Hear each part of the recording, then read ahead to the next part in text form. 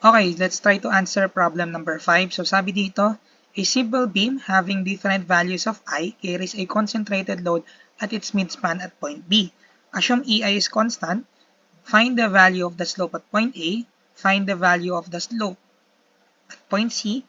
And then find the value of the deflection at point B. So as you can see, our beam has varying cross-section. So ang sabi natin is ito sa mga strength ng ating moment area method. So it can solve varying cross-section quite easily, no?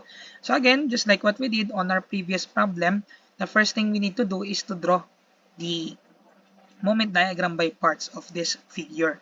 So but before that, siguro let's try to compute for the reaction. Actually, guys, madali lang naman computein yung reaction neto, no? Without considering the self-weight, the reaction is just equivalent to parang P over 2 kasi nga yung load natin is at the center of our beam. Again, that is without considering the self-weight. If you consider the self-weight, that will be different. But for this case, since hindi natin consider yung self-weight dito, this is just equivalent to 50 and then kilonewton. And then ito rin class is 50 kilonewton. Okay?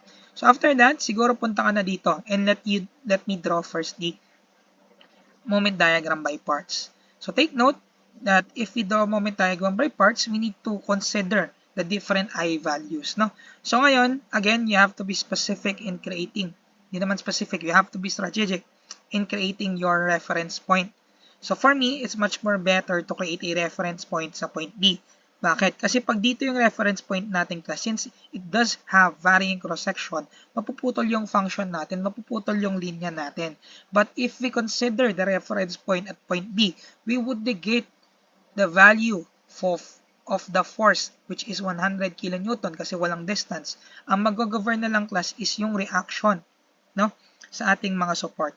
Which in our case, dito class, meron tayo ditong 50 kilonewton. This is also 50 kilonewton. Okay? So ngayon, mag-reference point na tayo dito class. So ano mangyayari? So, drawing ko lang since that is a concentrated loading. So ganito yan. So anong value niyan class? Madali lang, di ba? So ang value niya is just equivalent to 50 times the distance, 5. So this is 50. Lagay ko dito ha. 50 times 5 divided by, take note that that contains 2i. So, dapat ito ilagay ko 2ei. Okay? So, therefore, the value of that is 50 times 5 divided 2. So, that's 125 over ei. So, positive kasi pataas siya sa aking reference point. So, 125 over ei. For the second one, so ganun lang din. No? Straight line lang din kasi concentrated loading. So, anong value niyan class? Since it contains I, and then pares lang naman sila ng force and distance, it's much more larger compared to the left side, no? So therefore, this is class 50 times 5. And then, EI lang ito, kasi I lang yung nakasulat, no? Sa ating figure. Okay? So let's try to solve that one. So that would be 250 over EI. Since we already have the value for moment diagram by parts, we can now proceed in solving or in creating the elastic curve of our beam. So, i-drawing ko muna yung beam natin, no? So, let's consider this as pin support. Ito naman, roller support. Gawin ko na lang isa yung cross-section na. This is just a representation of your deflection, no? So, ayun. So, lagyan natin ng center or ng letter. This is point A. Somewhere here is point point B. And then this one is point C. Now, if you take a look at our figure, syempre, di ba, lahat naman ng deflection natin, if you'll notice, no, naka-divide sa EI. And kung naka-divide yan sa EI, so it means that if you have a larger portion or larger value of I, ibig sabihin, mas maliit dun yung deflection. Kapag naman mas maliit yung I mo, mas malaki yung deflection. Kasi nga denominator siya, no? Pag mas malaki yung value ng denominator, maliit yung final value. Pero pag mas maliit yung value ng denominator, mas malaki yung final value. So therefore, if I'm going to draw the elastic curve of this beam, it will look like this.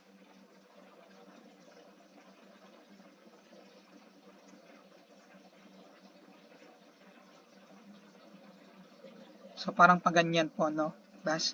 So, anong ibig sabihin yan? So, as you can see kasi dito, since this is 2i, maliit yung deflection natin. But since this is I, so medyo nilakihan ko yung deflection, no? So, ngayon, ang hinahanap kasi sa letter A class is the slope at point A. How do we do that? Again, pag nag-create tayo ng slope, nagda-drawing tayo ng tangent line dun sa point na yan, no? So, let's try to draw the tangent line. And then, drawing lang ang horizontal line dito para medyo maayos, no?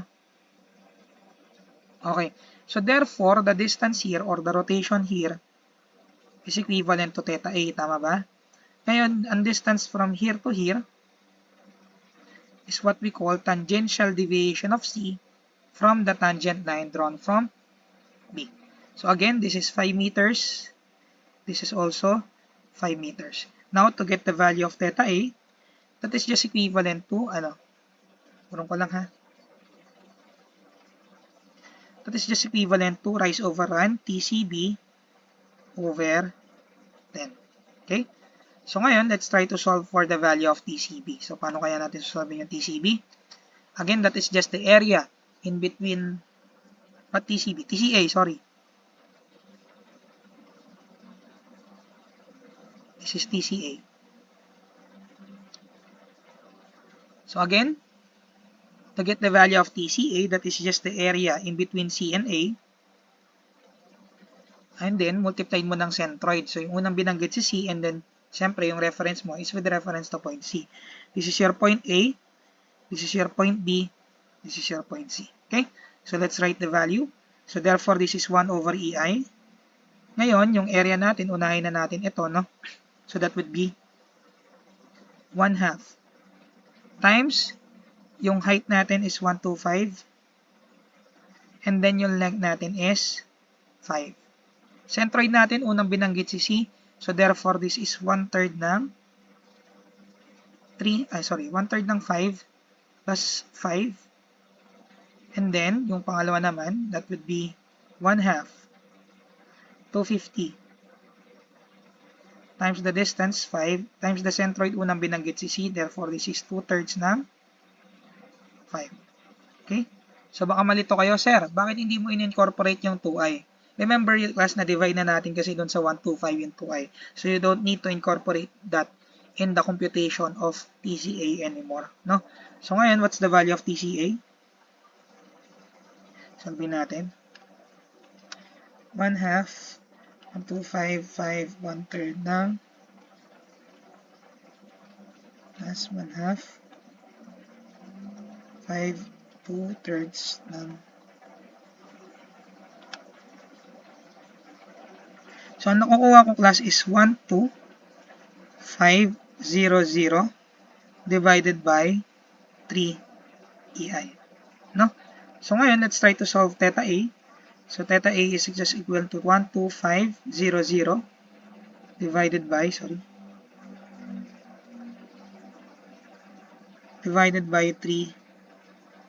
EI. Tapos, divide mo na 10. Kagaya na ito, no? So, therefore, yung theta A natin is equivalent to 1250 divided 3.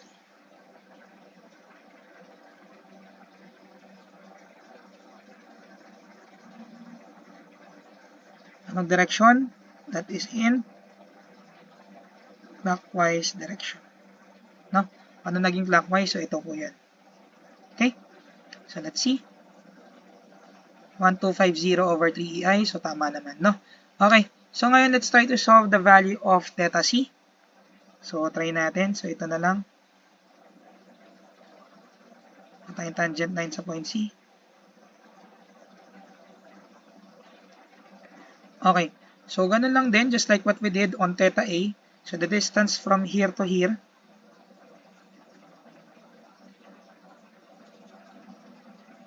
is what we call tangential deviation of A from the tangent line drawn from C.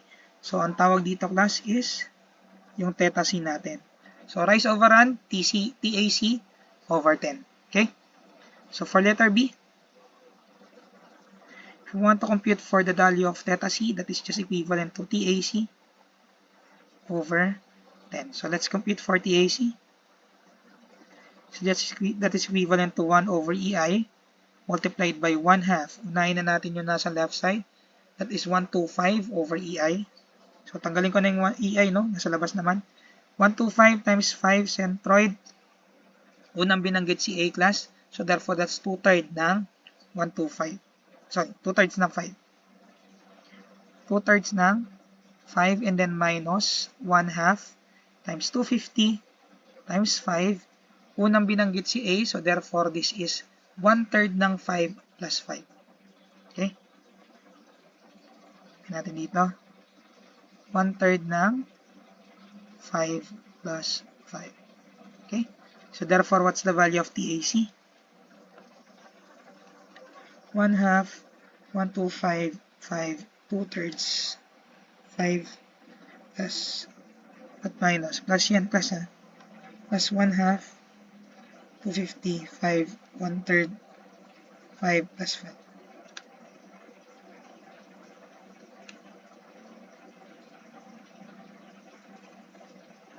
So, ang lumalabas sa akin, 15625 over 3 EI. Double check ko lang.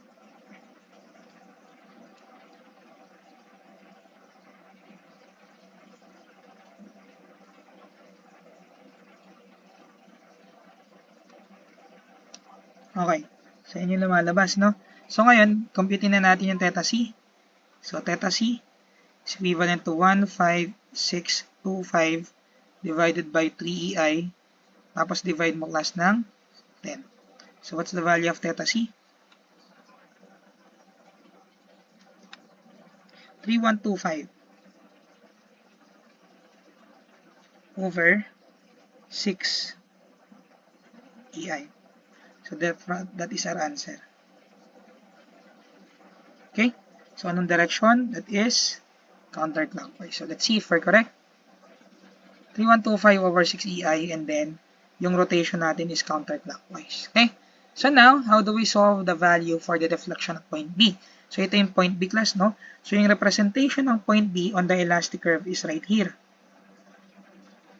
Sabihin na natin ito yon, yan yung B mo. Ngayon, paano natin makakompute yan? You can consider either of the tangent line na nakadrawing sa ating figure, no? But for me, ito na lang i-consider ko yung sa point C. Ngayon, ang sabi natin class, from here to here, this is your YB. Ngayon, from here to here naman, that is what we call tangential deviation of B from the tangent line drawn from C. So ngayon, how do you get the value of YB? So again, gamitin natin itong triangle na to. Rise over run. So ibig sabihin, theta C is equivalent to YB plus TBC over 5. And since we already have the value for theta C, pumputin na lang natin si TBC to calculate the value of YB. So paano yan? So letter C.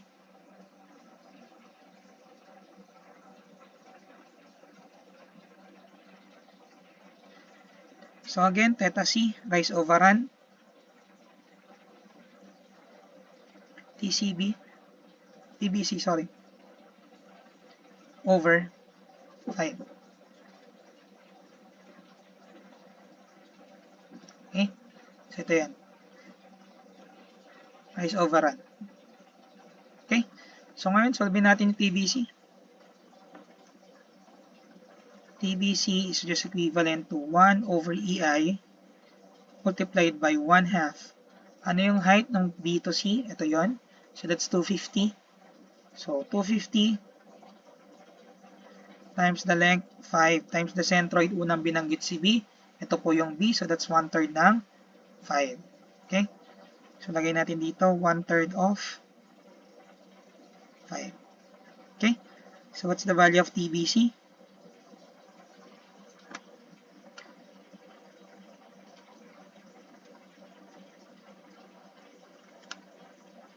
So this is 3125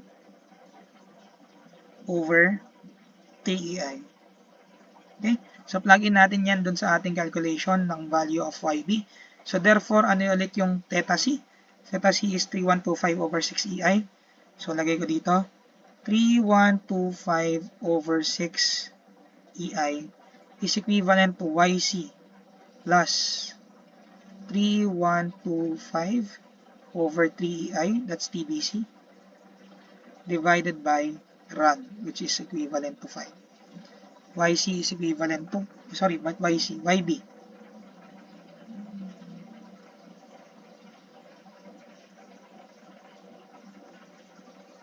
Okay?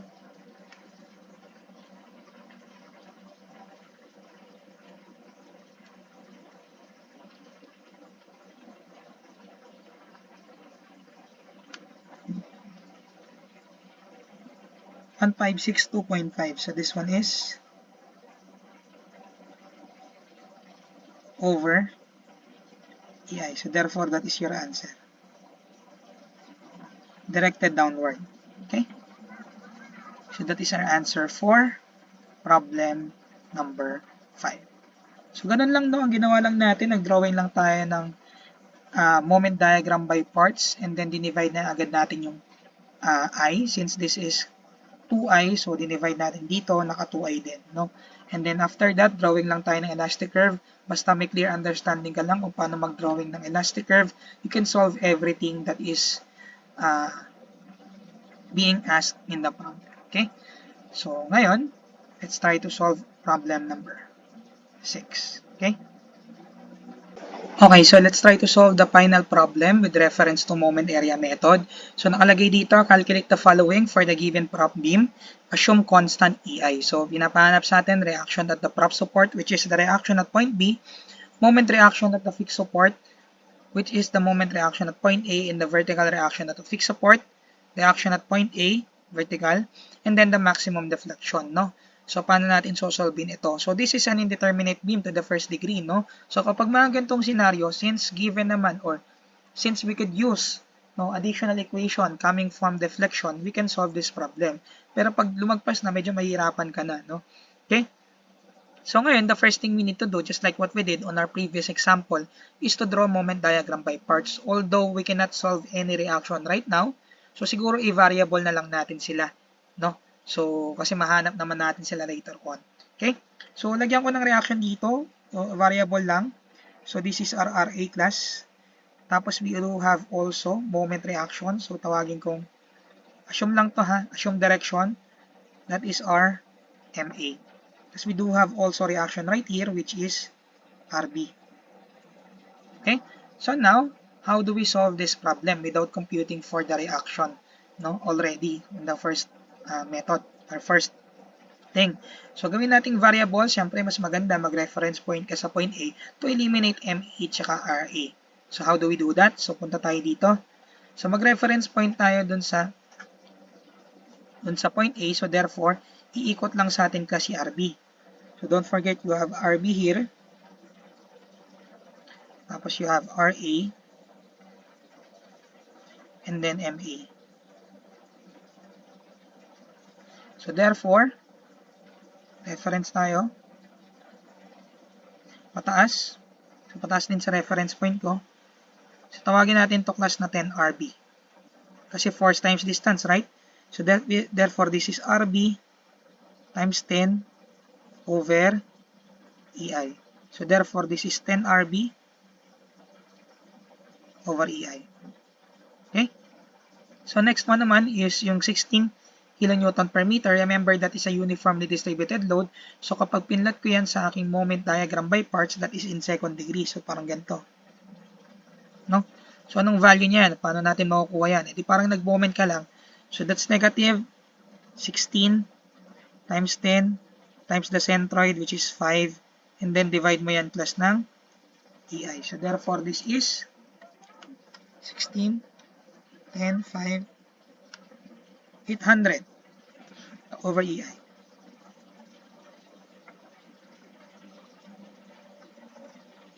Negative.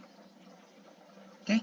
So now, pwede na tayo mag-drawing ng ating elastic curve para ma-solve na natin yung mga unknowns natin, no? So, drawing ko lang yung elastic curve natin. This is the fixed support. So, this is the beam. So, remember class, you do have a roller right here.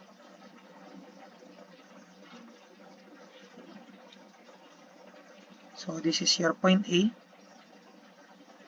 This is your point B. So ngayon, ano ba itsura ng elastic curve nito? Remember class, ang sabi natin kapag fixed support, it doesn't have any slope. So therefore, medyo straight portion dun sa point na yan, sa point A. Ngayon, yung B kasi, although it doesn't have any deflection, it does have a slope. So paano kaya natin i-drawing yun? So parang pag ganito. So straight dyan, and then pag ganon. No? So ano mangyayari? Para makuha natin yung RB, mag-drawing tayo ng mga tangent line. So let's say, mag-drawing ako ng tangent line sa B. So parang pag ganito.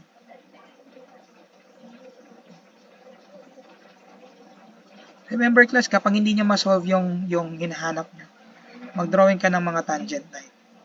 Tapos tignan mo kung meron kang mga relationship na mabubuo. No? So nag-drawing ako ng tangent line sa B. Ito yun. Tapos tsaka tangent line sa A. Ito yun. So ano yung mga nabuo natin? Diba ito? Anong tawag dito? Subtended angle between two tangent. This is theta PA. Tapos ito naman, class, di ba this is theta B?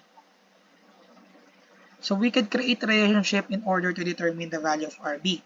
Anong relationship yung nabuo natin? Ito, kitang-kita. Di ba pag cross yan? Di ba pag meron kang cross, kung anong angle dito, siya rin yung angle dito, no? So therefore, we could say that theta B is equivalent to theta BA. Ngayon, kailangan muna natin i-evaluate yung theta B. Paano ba natin masosolve yung theta B? Di ba meron tayong distance nito? Ang distance na to class is tangential deviation of A from the tangent line drawn from B. Tapos meron tayong distance din ng ating beam, which is equivalent to 10 meters. So we could evaluate this further na ito ang theta B is equivalent to TAB divided by 10 is equivalent to theta BA. Naintindihan po? So ngayon, paano natin gagawin ito? Okay? So siguro, ilagay natin agad yung value ng theta AB tsaka theta BA. That is just the area. Ito, area na tsaka centroid. So ito area lang naman, no? Tapos i-variable natin yung RB. So ano mangyayari doon, class? So ganito. So since ito ay triangle, ito ay spandrel. So pagsamahin na natin, no? So ano mangyayari? So TAB muna. So 1 over EI times 1/2. Unahin na natin yung triangle, no? Ang height is 10 RB. Ang length is 10. Ang centroid ay, unang binanggit si A, so therefore 1/3 ng 10.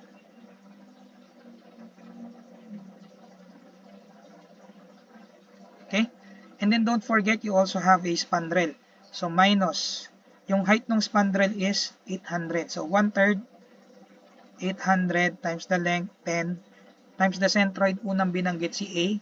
So therefore, di ba ang centroid from here is 1/4 ng 10. So lagay natin 1/4 ng 10. Okay? So yan na yun. Yan yung TAB mo.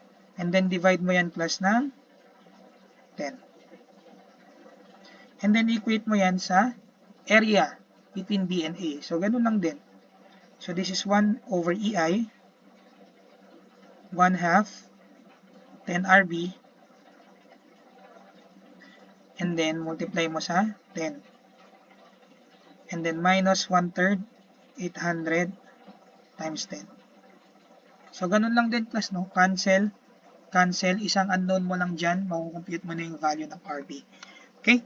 So let's try to compute, pero simplify ko muna yung iba ha, kasi baka hindi kasi sa calculus.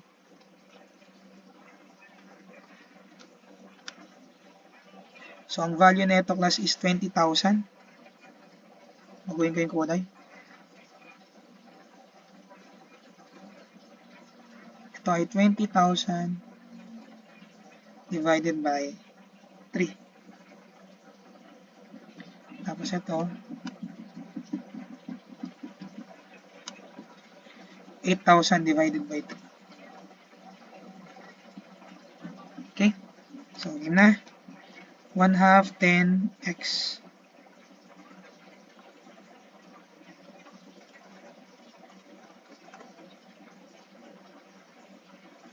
Minus 2.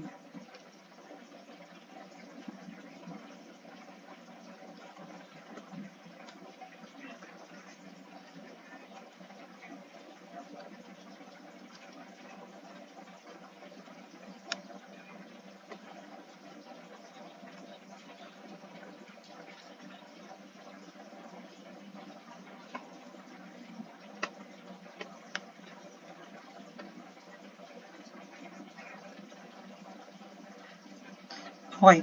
So, ang nasusolve ko class na value ng RB is 60 kilonewton. Positive. No? So, it means that our direction is correct. 60 kilonewtons upward. Okay? So, let's see if we're correct. So, tama naman, 60 kilonewton. Okay? So, now, how do we solve the value for MA? Madali lang. Mag-moment ka lang dyan sa point na yan, summation moment sa point A. So, summation moment sa point A equals 0, clockwise, positive. So, we assume that the direction of the moment at point A is counterclockwise. So, negative MA. And then plus 16 times 10 times 5. And then minus 60 times 10. Then, equate mo yan sa 0. So, ilan yung value ng MA? X, 16, 10, 5 minus 60 times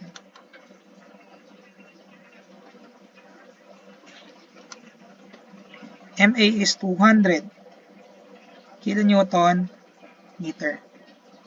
So, since positive yung lumabas na sagot, tama yung direction ng ating moment na counterclockwise. No? And then the vertical reaction for the weak support, you can use summation forces vertical equals 0, upward positive. Again, yung loading kasi natin is 16 times 10. So, again, RA minus 16 times 10. And then plus 60. Equal mo sa 0. So, what's the value of RA? So, that is 100 kilonewton. Upward. So, let's see. 100 kilonewton. Now, for the maximum deflection class, again, don't forget na nag-occur yung maximum deflection kapag yung slope ay 0. Kapag naglagay ka ng tangent line dun sa maximum deflection, perfectly horizontal. So, ito yon. Yan yung Y-max mo. Ngayon, coincidentally, lagyan natin ng point to ha, tawagin natin point C.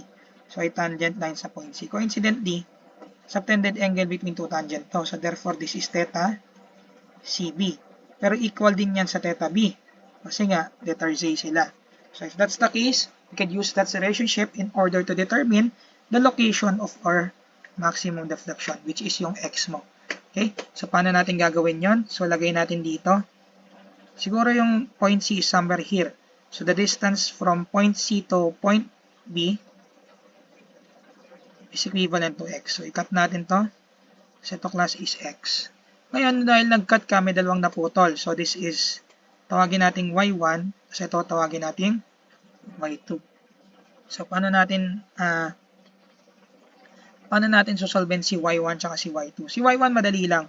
Ratio and proportion lang yan since you already have the value for RB.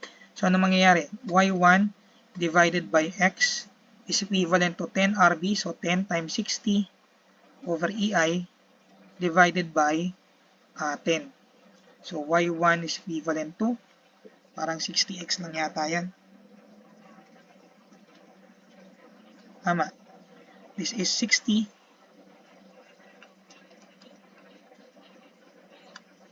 60X over EI.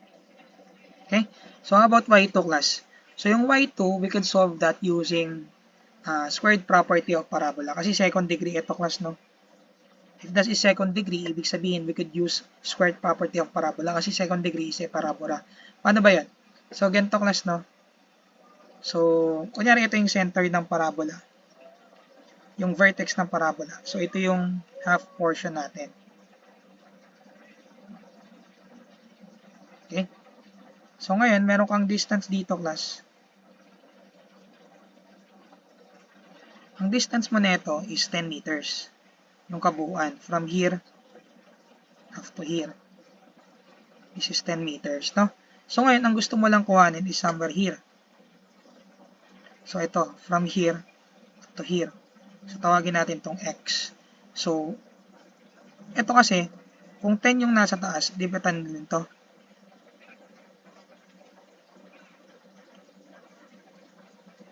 Tapos ito class, ang height nito is 800. So we could say that this is also X. So, i-squared mo lang yung horizontal, no? Considering this is the vertex. So, ano mangyayari? So, x squared over, ano to? Y. Kasi ito yung y mo, no? Y2. X squared over y2 is equivalent to horizontal 10 squared over 800. Okay? So, in-squared ko lang to. Ito, then ito. I-squared mo lang yung horizontal. Parang ratio and proportion lang siya, no? So, therefore, y2 is equivalent to parang 800 divided by 10 squared. So, parang 8x squared. Ba? Cross multiply. 800, 10 squared, 8x squared over EI. Kasi may over EI tayo dito. No? Okay? So, yan na yung mga value natin. So, let's proceed now in creating the relationship of theta CB to theta B. So, computein na natin si theta B since we already have the value for TAB. So, ito lang yun, class, no? Yan lang naman yung theta B. So, theta B, kopyahin ko na lang to. Kasi nung initial, wala pa tayong RB, kaya hindi pa natin na-solve yan. Pero ngayon, since meron na tayo, kaya na natin ma-solve yan, no? 1 over EI, 1 half, 10, 60, times 10, times 1/3 ng 10, minus 1/3, 800, 10, 1/4 ng 10. Okay, tapos divide mo yan ng 10, lahat yan. So, anong value ng theta B? 1 half, 10, 60, 10, 1/3, 10, 100, 10, 1/4, tapos divide mo ng 10. 1,000 over 3. EI. Okay, so equate na natin yan. So again, ang sabi natin, theta CB is equivalent to theta B. So ang mangyayari is 1 half. Nahin na natin yung triangle dito ha. 1 half Y1. Y1 is 60x. So 1 over EI. 1 half times 60x times x. And then minus 1/3. Yung x, yung y2 natin is 8x. So, lagay natin dito.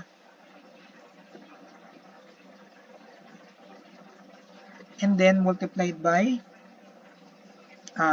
x, yung length natin. And then, equate mo yan plus sa 1,000 over 3ai. So, what's the value of x?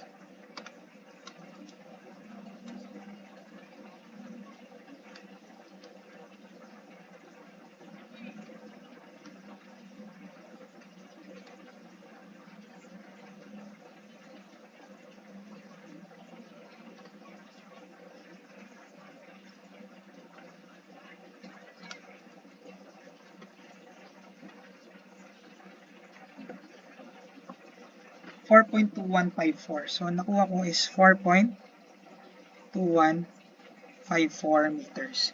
So, ngayon, pasok naman yan sa 10 meters. So, definitely that's correct. Since we already have the value for x, we can now determine the value of y max. Diba ito lang yun?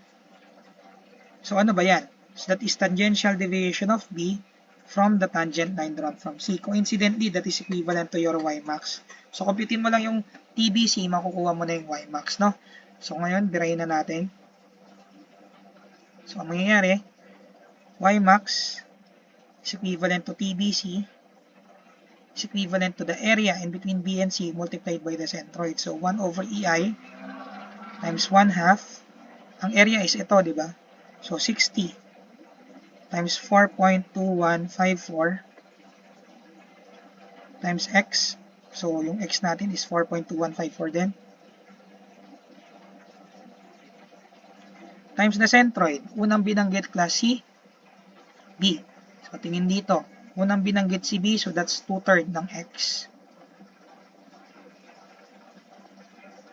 So, lagay natin 2 over 3 times 4.2154. And then minus 1/3 and then 8 times 4.2154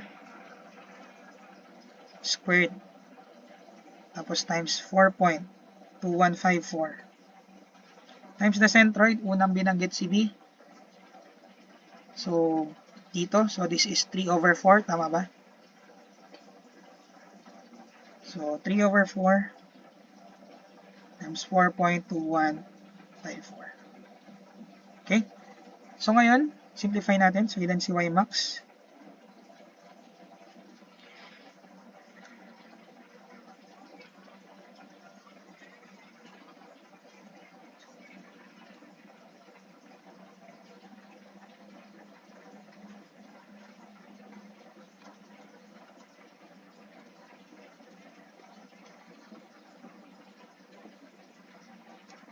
T over 4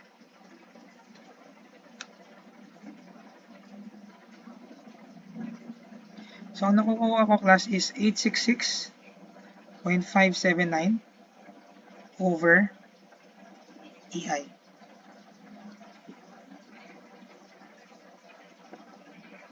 So let's see if we're correct. So 866.579 EI downward, no? So kung nalilito kayo dito kung ano yung mga variable, kung bakit ang dami, no? So isa-isahin natin. Baguhin ko na lang yung kulay class, no? So ito class yung Y1 mo is represented by your height in here in our triangle, yung Y1, no? Tapos ito yung length mo. Kasi ito yung X bar. So ibig sabihin 1/2 height times base times centroid. Okay? So ito naman yung Y2, yung may squared, no? So ito yon, Y2. Tapos yung length nung pangalawang figure natin o pangalawang shape, ito X. So ito naman yung X bar niya. Okay? So ganun lang. So that's how we solve problem number 6, our last problem for moment area method. Again, you can pick any method you want, but in the board exam, kapag tinanong yung tangential deviation, you have no choice but to study this method, no? But nevertheless, hindi pa naman ako nakakita ng mga ganong tanong, so ayun. So pwede kayong mag-stick sa double intake. So mas maganda rin naman kung marami kang alam na method para you can verify your answer in any method you want, no? Again, thank you for watching and see you on the next video. Bye.